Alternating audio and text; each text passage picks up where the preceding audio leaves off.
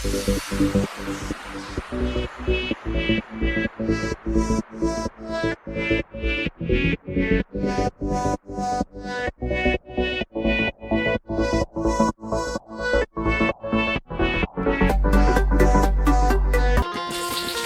Family, तुम्हाला सर्वांना माझा नमस्कार आहे. तुम्ही आज कोळमीचा रस्सा बनवणार आहे. त्यासाठी बघा ही कोळमी घेतलेली आहे.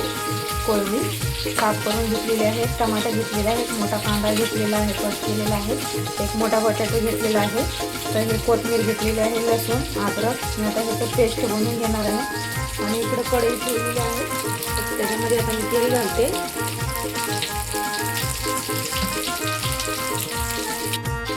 कोथिंबीर, लसूण आणि अद्रक. त्याची पेस्ट बनवून घेणार आहे मी. तर आता मी कांदा टाकते फोडणीमध्ये.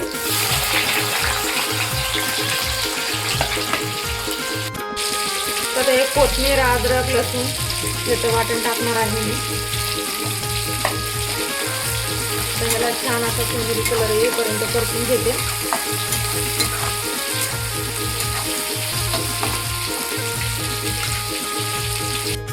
आणि इथं एक टमाट्याची मी प्युरी बनवून घेतलेली आहे. आता हे पण घालायचे आहे.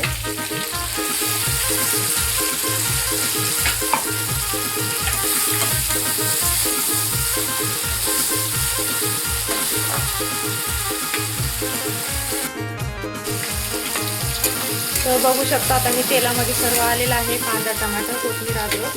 तर ते लाल तिखट घरगुती मसाला, गरम मसाले पण आहे त्याच्यामध्ये. हळदी घेतलेली आहे अर्धा चमचा, तर हे पण घालते. आणि कोकम, चिंच तुम्ही टाकू शकता, मी याच्यामध्ये टाकलेली नाही आहे. आणि बघा हे बटाटे.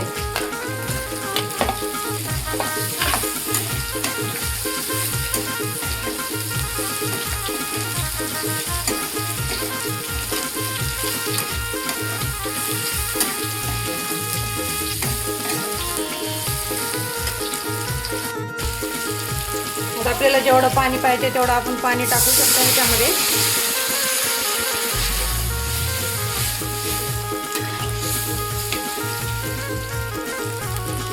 तर मी 1 ग्लास पाणी टाकलेलं आहे ह्याच्यामध्ये.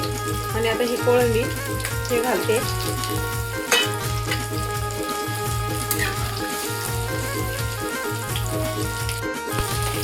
आता सर्व घालून झालेलं आहे. आणि चवीपुरतं मीठ.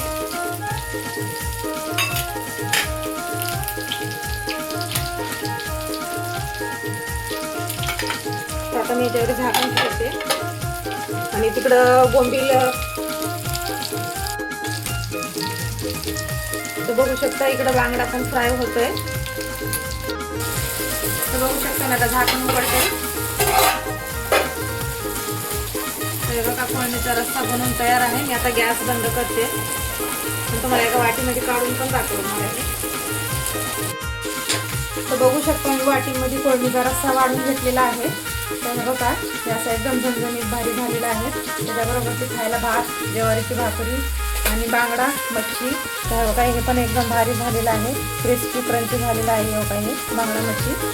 तर बघू शकता, तुम्ही पण असंच बनवा. आणि कसं वाटलं मला कळवा. आणि तर बघू शकता मी असं बनवलेलं आहे. तर भेटूया पुढच्या रेसिपीमध्ये.